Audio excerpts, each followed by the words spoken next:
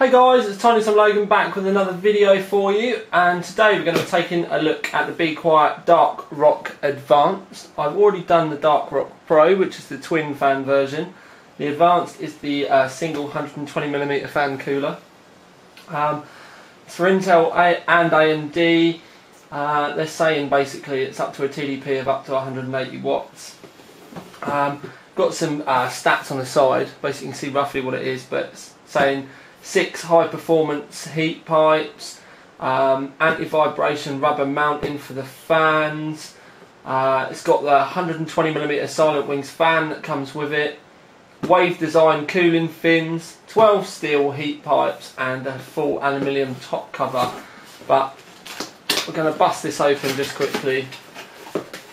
I've not actually had a look at this myself yet, but that's the accessory kit in that bit. I'm just going to drop the heatsink straight out so I can show you.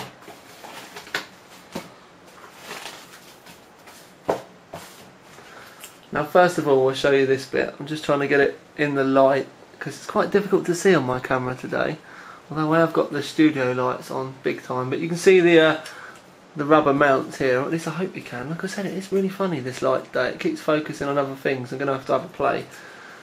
I've changed my studio lights and I'm thinking I've made a bad decision. But basically you can see these rubber clips here. There we go, you can see a bit better. And they actually pull out. They come right the way from the front backwards. So that's a long, like, for want of a better term, like a long elastic band that you pull, holds it in place, but it's all rubber. There's no metal touching this at all. Do you know what I mean? The Noctua and the Silver Arrow have got metal clips that you pull on. This is all rubber to keep everything quiet. We've obviously got the Silent Wings fan.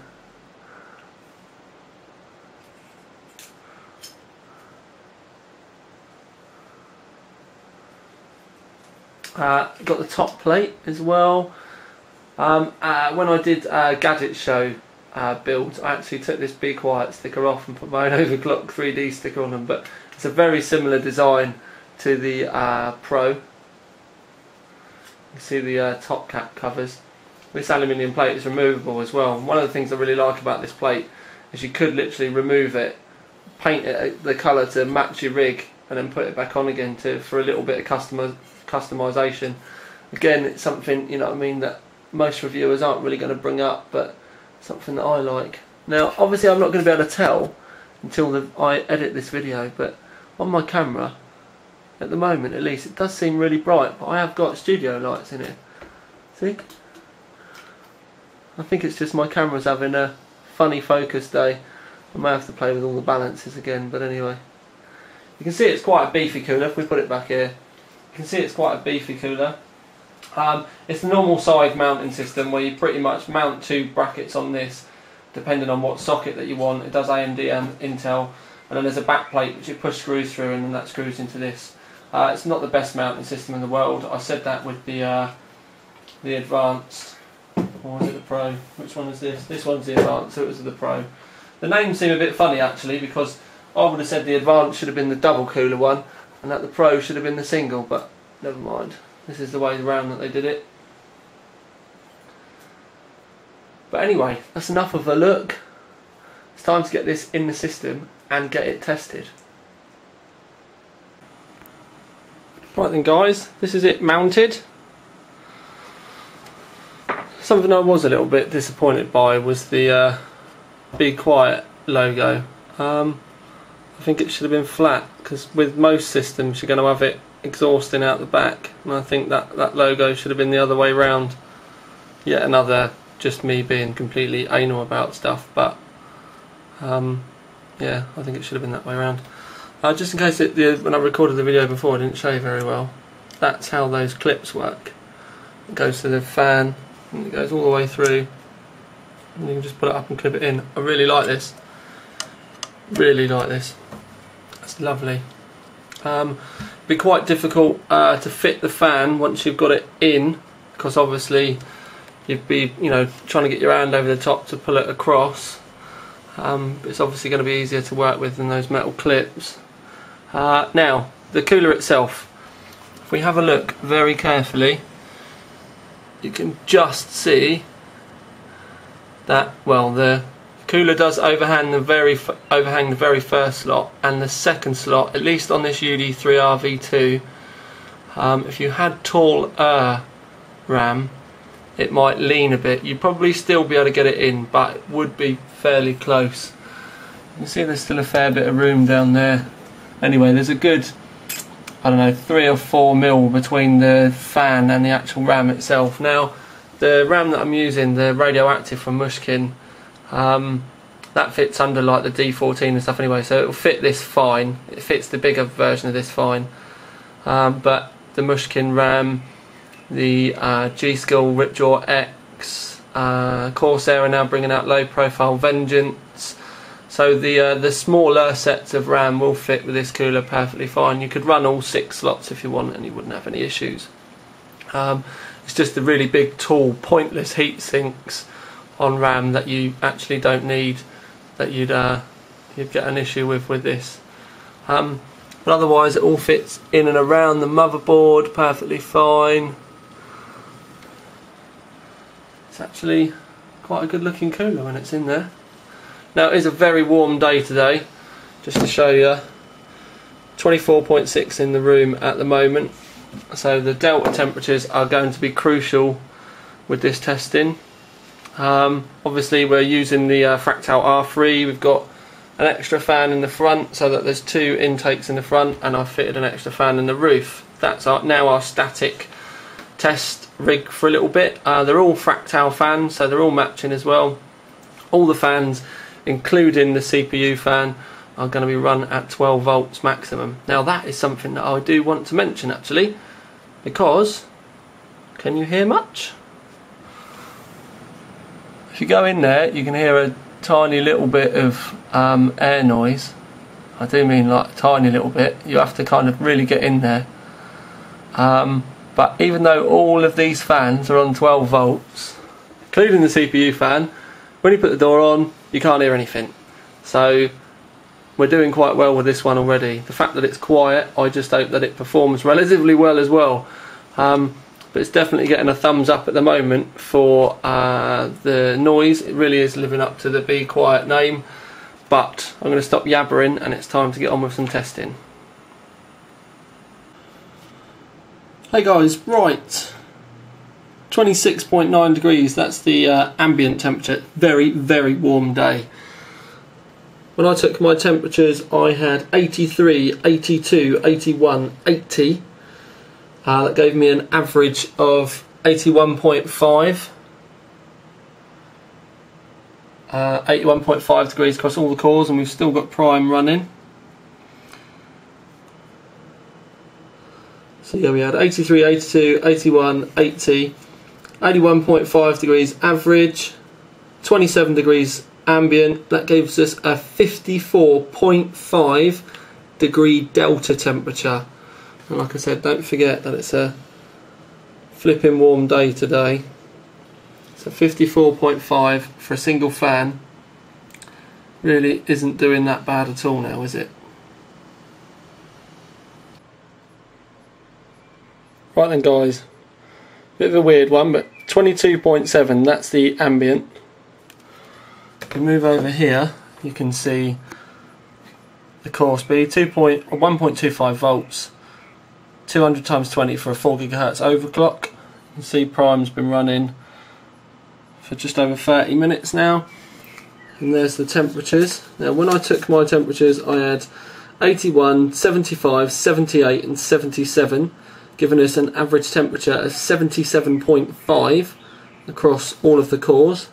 If you take away the 22.7 degrees ambient temperature, that gives us an delta temperature of 55.05 degrees. So yeah, that was the scores at 4 GHz. Right then guys, for the eagle-eyed among you, you'll probably realise that this is I'm recording the conclusion of the video on a different day because we had such hot temperatures, or it was such a warm day when I did the first part of the testing. I knew everyone would go, oh, it's only, you know, not performing because are not performing so well because of the high ambient temperatures. So I waited until the temperatures had dropped significantly, retested again. We got pretty much the same delta temperatures, which is the reason why you need to take notice of the delta temperatures, because what you do is you take your average temperature, remove the ambient temperature, and then that gives you the delta temperature, so it's the temperature above the ambient temperature. So yeah, we got roughly the same delta temperature, which was 55 degrees. Now, something that I kind of want to bring up is with air coolers, there is no perfect air cooler. People will always find something to complain about them. Now, with air coolers, the way I see it is there's 3 points to be considering. One is performance, so the actual temperatures themselves. 2 is aesthetics, so does it actually look any good, because a lot of people moan about the colours of some of the fans and the way some of the coolers look. And then thirdly, most importantly in my eyes, maybe second most importantly, depending on your point of view, is silence. Fair enough, there's no point having a completely silent cooler that doesn't cool anything at all, but at the same time, if you can get reasonable temperatures with a cooler that is as near as damn it silent, you know, that's a big plus point in today's day and age. Anyone can make a cooler that performs really well with you know, silly CFM fans on it that are going to make you deaf. That is not engineering, that is just bodging. Like thermal tacky, that's their way of approaching a cooler, is to make something that's deafening rather than a cooler that's actually quiet and performs well. So, for Be Quiet, it's got the aesthetics down, the silence it's got down, because I'd almost go as far to say this is one of the quietest, if not the quietest, single fan cooler I've ever touched. It is quieter than the D14, and it is quieter than the Thermolab Trinity as well. So that's your 2 options there. If you had the third one nailed down as well, it'd be a perfect cooler. Which, sadly, because of the temperatures, it's not.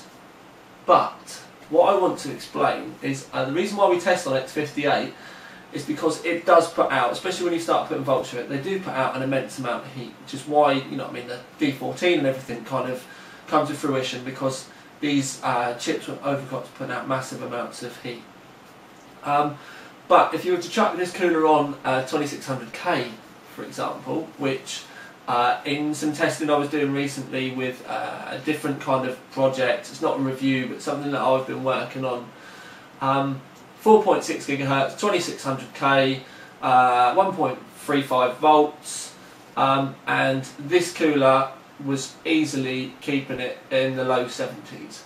So it's a perfectly capable cooler. It's just the fact that the X58 does really hammer them. So if you're looking for an X58 cooler, if you're looking for something for around 3.6 GHz to 4 GHz, this could be a cooler for you, but it's not the actual core speed that you've got to consider, it's your voltages. 1.25 volts on a 1366 for this cooler would be an absolute top end. And as it starts to get warmer in the summer, you'd need to be knocking your clocks back. So this is something to heavily consider. It's the volts that make the vast, the big differences really. If you've got like a 930 or a 920 that needs like 1.3 volts plus to get to 4 GHz, then this really isn't going to be a cooler for you. If you're running it at stock or lower volts, then it, you know, this could be, you know, perfect for you. If you're running 1155 or even an AMD build and looking for something quiet, not necessarily going to be, you know, absolutely hammering the overclocks with your 1155, then this could be perfect for you. So it's really a case of, people want me to say, you know what I mean, what the best cooler in the world is, but there's so many different kind of situations that sometimes you don't need the world's best cooler to be perfectly fine for your needs. So what we always need to do is for you, the watchers, to be able to take the information that you're given and weigh it up with what you personally need, and hopefully That's the way I've been trying to aim my reviews, is to be able to give you this information so that you can make your own informed decisions, rather than expecting me to, you know, just give you the best one, where, let's face it, you may actually be able to save yourself a few quid and not notice any difference. Or even get yourself something that's even more perfect for you than, you know, just buying the most expensive thing out there. So, the Dark Rock Advance, what I would say is, because it is immensely quiet, and I mean immensely quiet, the aesthetics are great. And I don't care if there's people out there that are going to go, oh, can you score it on the way it looks? Well, not being funny, if it was like a luminous green with pink blotches on it, you'd expect me to mark it down for aesthetics. So the fact that it's all black, it's very stealthy, it's all quite clean, obviously I'm going to mark it up on aesthetics. So I'm going to give it the OC3D Silver Award, and I think I've got a sneeze brewing, so excuse me, that's going to be in the comments. So yeah, OC3D Silver Award. And one thing I would say is, if I had an OC3D Silence Award, I probably would give it that as well. To the point where there's a couple of these little things now that have popped up that I might actually sort of like bring a few more awards in, just to be able to, you know, give these coolers and certain excuse me, these different products, you know, a better award. But like I said, if I did have an OC3D Silence Award, I definitely would give it that. So yes, please take all of the information in the conclusion, and then formulate your own opinion to work out whether this could be perfect for you or not. It really is down to your own personal needs. I would use this in some rigs. For argument's sake, this would be great for a silent studio rig, this would be great for a server system. If you've got room, it'd be good for a HTPC as well. Again, it's the silence that you want to be looking for. Uber quiet rig for your office, uber quiet rig for your bedroom, so you've got a rig that you leave on all the time. And overclocks, or huge overclocks, aren't necessarily a top priority for you. Again, could be absolutely perfect for you. So it's really kind of, you know, weighing everything up. If you're looking for, you know, huge overclocks and loads of volts, it's not going to be the right thing for you. So hopefully we've covered the enough bases for you here, and you'll be able to see with that, and, you know, forge your own way forward. But yes, as ever, review links underneath if you want to go and have a look at the graphs and see it linked up within the review on Overclocked 3D. But yeah, this is Tiny Tom Logan with a bit of a review for you. Out.